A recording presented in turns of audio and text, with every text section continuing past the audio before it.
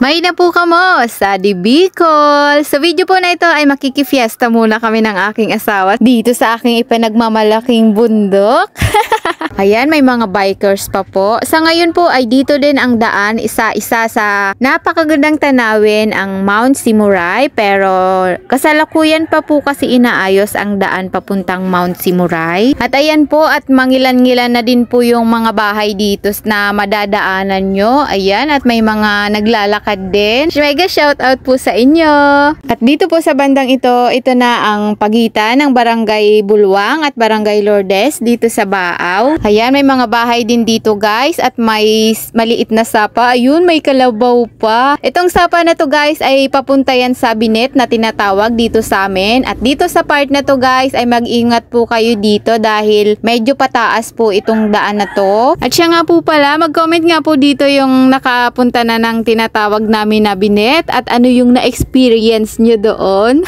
At ito po yung tinatawag namin dito na pagsingitan. Pag kumaliwa ka po ay Lourdes Young at dito sa diretso ay Lourdes Old at may nagtitinda po dito ng buko. Mega shoutout po sa inyo. At dito po sa part na to ay may mga magaganda ding bahay at ayan, ang daming halaman. Wow! Alam kong masayang experience na naman ito guys dahil bukod sa makakakain kami ng iba't ibang pagkain ngayon ay syempre makakagala na naman ang inyong lingkod sa preskong lugar.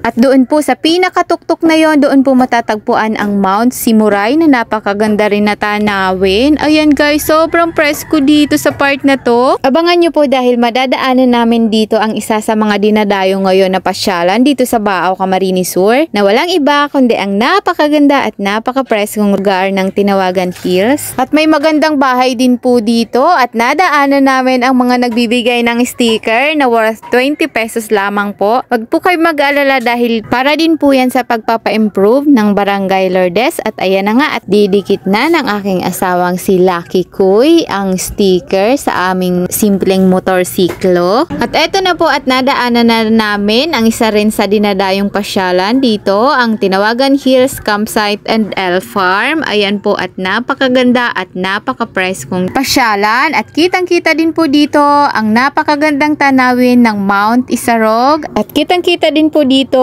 ang barangay ng Karanday dito sa Baaw. At nadaanan din po namin ang isa rin sa magandang pasyalan, ang Liberatos 360 at Tinawagan Hills. At isa rin po sa nadaanan namin ang Maria Clara's Campsite and V Farm na napakagandang pasyalan din. At meron pa po dito daan na hindi pa sementado pero mabuti na lang at hindi umulan kaya kayang dumaan dito ang motor. Nadaanan din namin ang aming kaibigan na nag-igib ng tubig sa sapa. Mega shoutout po sa'yo. Napakabait po ng taong yan at napakasipag rin. At dito po sa bahay na to ay pupuntahan natin yan maya-maya lamang dahil imbitado tayo dyan dahil nagpabinyag sila. At eto na nga po ang chapel ng Barangay Lourdes Old dito sa Baaw at dyan sasayaw ang mga kabataan mamayang gabi.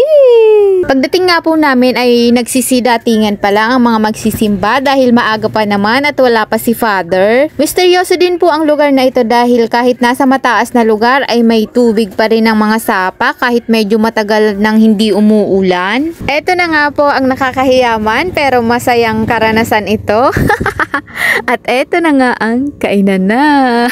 Happy Fiesta, girly! Mega shoutout sa'yo sa may bahay. Ang sarap ng kakanin. Eto na nga po ang aming susunod na destinasyon.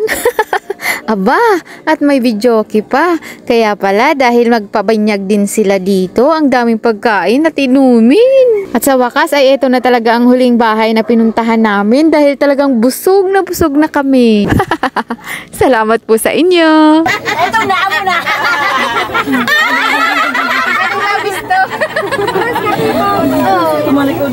Mabayag kami nagtatapos. Oh, yan na oh.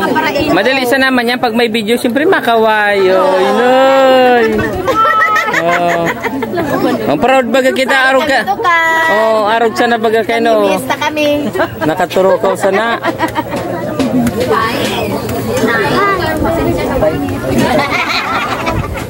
Nakamo pa.